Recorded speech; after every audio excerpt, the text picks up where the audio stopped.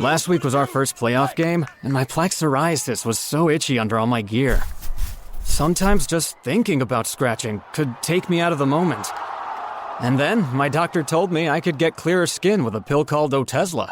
Otezla apremilast is a prescription medicine used to treat adult patients with plaque psoriasis for whom phototherapy or systemic therapy is appropriate. Otezla can help you get clearer skin after just 4 months. Okay, ready for the next game.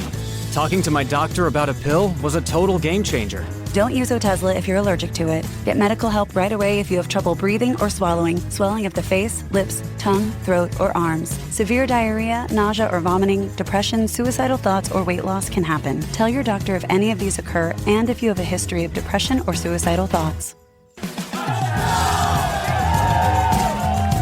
Live in the moment. Ask your doctor about Otezla. Call 1-844-4-OTEZLA or visit Otezla.com for prescribing info about cost, and more.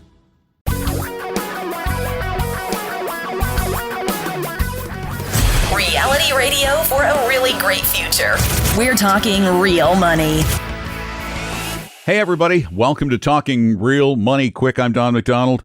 Welcome to the last week of August. Fall is just around the corner, and it has absolutely nothing to do with money. So I don't know why I mentioned it, because it really doesn't. If you invest properly, you don't care what season it is. You don't even care what the markets are doing.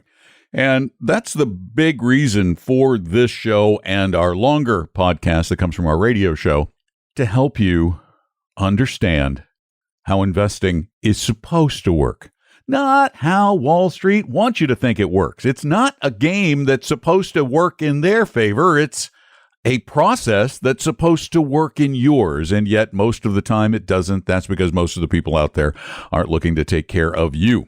So that's why this podcast is here, to help you understand money better. We're going to take your calls. You call them in anytime, 24 hours a day, 7 days a week, to 855-935-TALK. And then I'll answer those on this podcast every week. In addition, I'll throw in some of the features, the brief investing-oriented features that I do for Como on a weekly basis. And you'll get this really quick, well-rounded financial education at least once a week. So, in fact, in the future, we may do a couple over the next couple of weeks, because our show on Como Radio in Seattle is being preempted by Washington Husky football games for a couple of weeks. So I may do a couple of extra podcasts. I don't know. So anyway, give us a call 24 hours a day, 7 days a week, 855-935-TALK, 855-935-8255. We got more great calls this week, so let's get right to them. Hey, Tom and Don. My name's Ian. And I'd like to know more about selecting a fiduciary. You guys do a great job explaining that on the radio. I see all these acronyms, CFP, CLU, or CHFC. What should I be looking for? What do all these acronyms mean, and what are all these certifications? And help me out there. Thank you much. Wow, Ian, another great, broad-based, interesting to everybody kind of question. Those are the questions I really like. All right, one, let's start with fiduciary. A fiduciary anything is someone who is required to act in your best interests. And we believe very strongly that the only people who should be providing investment advice to you are those who are not just required to act as a fiduciary, but are always required to act as a fiduciary. And it's that always that is the most important part of that sentence, because there are tens of thousands, hundreds of thousands of people who have a designation that requires a fiduciary responsibility at times, but they can switch hats, which is why I created hats, actual hats. You can go see them at talkingrealmoney.com, because they don't tell you when they switch hats. They don't tell you, hey, I'm a fiduciary right now, and now I'm just giving you advice that's sort of in your best interest. As for those other designations, CLU, CFP, CHFC, what they tell you is that the person you are dealing with has received an extra level of training. Let's start with CFP and CHFC. The CFP is a certified financial planner. There is a series of coursework they have to go through and some tests they must take, and then they have to abide by a fiduciary oath. But let me tell you, there really isn't anybody enforcing that. I can't tell you the number of CFPs who are out there acting as dual registered advisors who are selling annuities, high commissioned annuities and commission mutual funds on one hand, and then giving you a financial plan and going, I'm your fiduciary on the other hand. None of these mean anything more than a higher level of education. CHFC, Chartered Financial Consultant, is the same coursework as that given to CFPs. It's just under another organization that tends to be affiliated more with people in the insurance industry, but it's the same coursework. And then CLU is Certified Life Underwriter. This is somebody who's taken, I think it's 30 hours of coursework on insurance and estate planning. So you're going to see CLUs a lot in the insurance industry. As a matter of fact, insurance agents, better trained insurance agents, will often have the CLU and the CHFC, but bear in mind the vast majority of insurance agents don't act under that fiduciary banner most of the time. They're selling you products. So again, the big question to ask, are you always required to act as a fiduciary? Then, no matter what they answer, are you willing to put that in writing? And you can download an advisor interview form. All of you, download it at talkingrealmoney.com. It's totally free. Take it to your financial person. Say, please, will you fill this out and sign it? If they refuse, that should make you suspicious, because a person who is honorable and telling the truth shouldn't be afraid to tell you the truth and sign it in writing. Hey, Ian, thanks so much for being a part of this podcast. And remember, you guys can call in your questions anytime. 855-935-TALK, 855-935-8255. Give as much information in the question you leave on the voicemail as you can, and leave a number just in case we need to get back to you for some additional stuff. 855-935-8255, 855-935-TALK. You're on Talking Real Money Quick. If you're sick of your self-interested financial advisor and are looking for a 100% fiduciary low-fee investment advisor, call my firm Vestory at 800-386-3004 or visit us at vestory.com.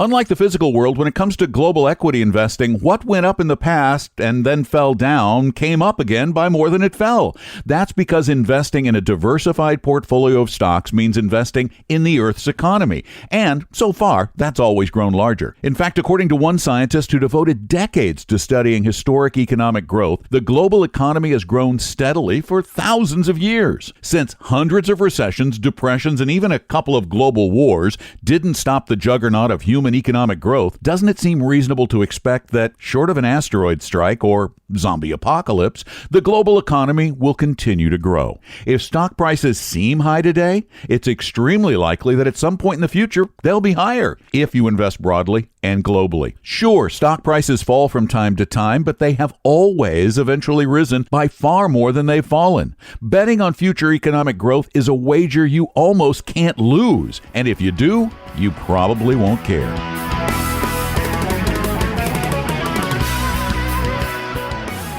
One of our favorite things to do is actually answer your questions. And so that we know what they are, it's really helpful if you call them in.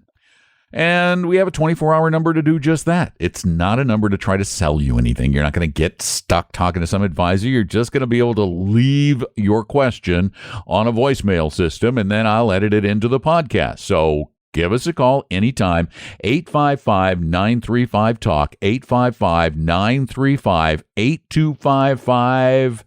And let's get to our next caller here on Talking Real Money Quick. My question is regarding 529 plans.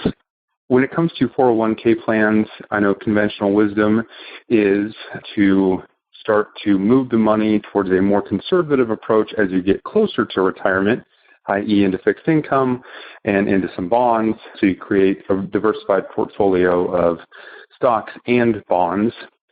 I was wondering if the same approach applies to 529 plans. I don't hear that question asked very often on financial shows. I hear 529 plans touted quite a bit and discussed. However, I was wondering, as students get closer to that, age where they're going to start needing to tap into the 529s, should I be moving the funds into more conservative investments, such as bond funds? I have my kids right now in pretty much all stock funds, with Vanguard, a variety of stock funds, including growth and income, small cap. Kind of take the approach that Paul Merriman and yourselves talk about in terms of diversifying into different asset classes. So I was looking at, I have a 14-year-old son, so he's about 4 years away from college, and was looking at if I should start moving some of his funds into a bond fund, maybe incrementally, maybe 20% a year or 10% a year till he graduates, and then moving it on. A 529 plan is a plan where your money grows tax-free for a kid's future education. It could be college or trade school. A lot of different things qualify.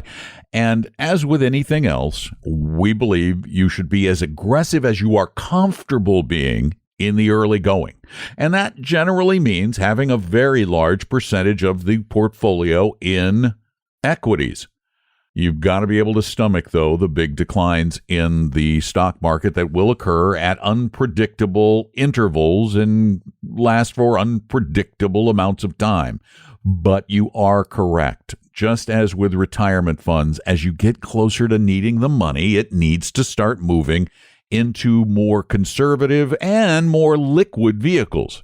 The exact timing depends on the individuals, but you need to set up a formula whereby you are confident you can take care of the expenses in the year they occur without a whole lot of volatility to the portfolio. If a 50% stock market decline hits like it did in 2008, you don't want to have all the kids' money tied up in the stock market.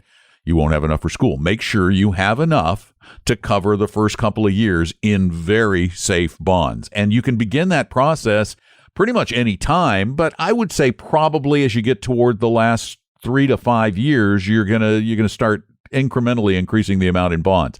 Now, a lot of 529 plans have this built in, which is one of the reasons why we like, for example, the Utah 529 plan, which you can find at my529.org, I think. And believe me, nobody kicks back anything to us. We just find stuff we like and tell you about it.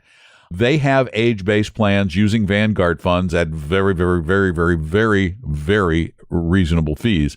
So you might want to consider just getting it set up over there and having them do it for you. They have a formula by which they rebalance, and it's pretty conservative. So it should put you in good stead when the kids are heading off to school. Thanks for the question. Remember, the number is 855-935-TALK, 855-935-8255 on Talking Real Money Quick. Subscribe to free monthly email updates from the only magazine devoted to real investing, Real Investing Journal, at realinvestingjournal.com. Over the past 90-plus years, the stock market, by almost any definition, has consistently outperformed most other investments by a fairly wide margin. Why? In a word, risk. It isn't enough to just invest. Totally safe investments have provided little or no return on the money invested in real terms after inflation. You don't have an inalienable right to make money on your money. Like it or not, no risk investing means no return investing. You must take risk to make money. So the trick is to take smart risk. Individual stocks can lose 100% of your investment. Are you okay with that? Yet if you own every publicly traded stock on the planet, your risk of 100% loss practically vanishes. We know from decades of statistics that the global stock markets in aggregate have two things in common. They fluctuate, and they've posted close to double-digit average annual returns in the past. We hate volatility, we love the returns, but the volatility, which springs from economic uncertainty, is what creates the environment for those potential returns. Uncertainty is certain, so learn to live with it or expect no returns.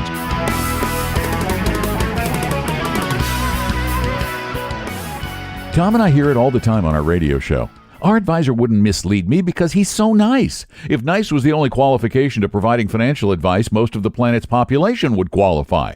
A couple of years ago, the CFP board hired a bearded DJ with dreadlocks, shaved, sheared him, and gave him a professional hairstyle and a nice suit with a traditional red pattern tie, and shared with him a few minutes of industry catchphrases. This guy was so bright that when the trainer explained 529 college plans, he asked if all 56 states offered them. In the commercial, he sits down with a variety of people in a broker-style office and spouts jargon like, a 401k is the most sound way to go, or let's talk asset allocation. After the meeting, all but one potential client felt he appeared knowledgeable and professional and would consider hiring him as their financial advisor. Don't think you can be fooled the same way? Think again. The vast majority of those providing you with financial advice are salespeople and not professional investment advisors. Do your homework and use my advisor interview form at talkingrealmoney.com. If you're sick of your self-interested financial advisor and are looking for a 100% fiduciary low-fee investment advisor, call my firm Vestory at 800-386-3004 or visit us at vestory.com. Change is coming, yet the big banks, brokerage houses, and insurance companies ignore the industry's evolution to their own future peril. Investors are getting smarter. Active portfolio management is fading as investors realize that Wall Street doesn't know the future. They understand that high commissions and fees do not benefit them. Yet Wall Street keeps fiddling the same old tune while their business model goes up in flames. Take UBS. Rather than admitting that active management and high fees hurt their clients, they decide to start selling a product that combines the worst of ETFs and mutual funds called Next Shares from Eaton Vance. These exchange-traded funds are actively managed, which means that their expenses are twice the average of other similar equity ETFs, according to Morningstar. Plus, rather than investors knowing exactly what's in the portfolio, Eaton Vance obtained an exemption from the SEC, allowing them to only disclose holdings quarterly. Prior to 1975, 100% of mutual funds were actively managed. Today, that number is around 70% and is predicted to drop below 50% over the next decade. Investors are getting smarter, and Wall Street needs to do the same.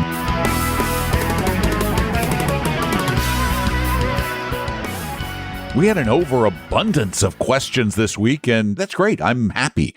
I'm happy to make this podcast a little longer, or maybe even split it into a couple. So the more you call, the better. 855-935-TALK is the number, 855-935-8255. And the beauty of this is that you can call that number when a question comes to you. You go, oh, I need to ask Don. Just call 855-935-TALK anytime, day or night, and we'll work it into the next week's podcast. So give me a holler. Now let's move on to our next call. I have a question about retirement. I'm 57 years old, have no retirement, self-employed, have no money saved up, maybe $5,000. And I'm wondering if there's any hope for me and what steps I should take to avoid living in the streets. I have a low tolerance for risk, pretty conservative, and not a lot of expendable income. Oh, it's a good question, but boy, it's sure one I hate answering, particularly when I have to answer honestly, and honestly, you're in trouble.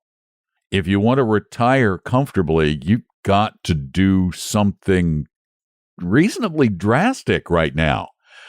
Because right now, as it stands right now, when you retire, you're going to be totally reliant upon Social Security.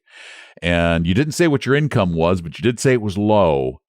And because it's low, it's very likely that your Social Security payments will be low. You need to immediately go to ssa.gov and set up an account and find out what your Social Security benefit is going to be, because you're going to have to plan around that being your primary source of income right now. And that's not much. The average Social Security monthly payout is about $1,300 a month. And that doesn't take you very far. The $5,000 isn't going to take you anywhere, even if you grow it like crazy. And that's the problem. You've got a conservative approach to investing, not a lot of income to save, and a small amount already saved. Even if you invested that $5,000 as aggressively as I would begin to suggest, odds are that by the time you get to 65, that $5,000 isn't going to be worth a whole lot more than $10,000, maybe $12,000. Again, not going to carry you through. you are going to have to figure out a way to reduce your expenses or increase your income, again, unless you're comfortable living on Social Security. The other thing you're probably going to need to do is delay retirement until at least 70. So that gives you 13 years or so. You may need to go past that to begin to build your investments, starting with that $5,000. And you can't afford to be conservative. Whether you're conservative or not, you're going to have to either accept that you're not going to have anything or adopt a more aggressive mindset, understanding that, in a given bad, awful year like 2008, you can lose half your money. You really can. Can you lose it all? Not if you invest it the way we suggest, which is in a globally diversified portfolio like the Vanguard Total World Stock Index Fund. Just own the whole world. But you will have to accept volatility. There is no doubt you will watch the value fluctuate all over the place, and it'll scare you to death. And if you think you're going to pull it out, well, then you're going to be stuck with bonds. You're going to be stuck conservative. But you have got to find a way to start putting money away every single month in some kind of an investment portfolio. And again, I'm going to repeat this. I think you're going to have to be far more aggressive than you are comfortable being and wait a lot longer. You're going to have to be flexible at the end. For example, because you're going to need to be aggressive, if you want to retire in 13 years and the market is way down, you may have to wait 2 or 3 or 4 more years for the market to come back. Otherwise, it's going to be a frugal retirement. Thanks for the call. And I want to thank all of you for being a part of another edition of Talking Real Money Quick. I think they just get better every week because you are calling in great stuff. So remember that number, 855-935-TALK, 855-935-8255. Call 24 hours a day, 7 days a week. We're going to help you manage your money better and become a better investor right here on this podcast, Talking Real Money Quick. Also, tell a friend or 2 or 3 or 5 or a dozen. Subscribe to the podcast. And oh my gosh, if you'd leave us a nice review, that is so encouraging and 2, really helpful in improving our rankings and getting more people to listen. So thanks for being a part of it. I'm Don McDonald. We hope you realize that the information provided on Talking Real Money is for educational and hopefully enjoyable purposes only. Providing personalized financial planning or investing advice takes time, so please consult with a really good fee-only fiduciary investment, tax, or legal advisor. We know a good one. Investing must always involve risk. In other words, you can and probably will lose money at times. Also, as much as you want it, no one can accurately, consistently predict the future. So past performance doesn't tell you a darn thing about what the future will bring. Unlike many other programs that say something similar, Talking Real Money is not trying to get you to buy or sell any financial products or securities. Instead, the program is provided as a public service by Vestry, a fee-only registered investment advisor. Thanks for listening, and please visit TalkingRealMoney.com for more information and disclosures. Are we done now?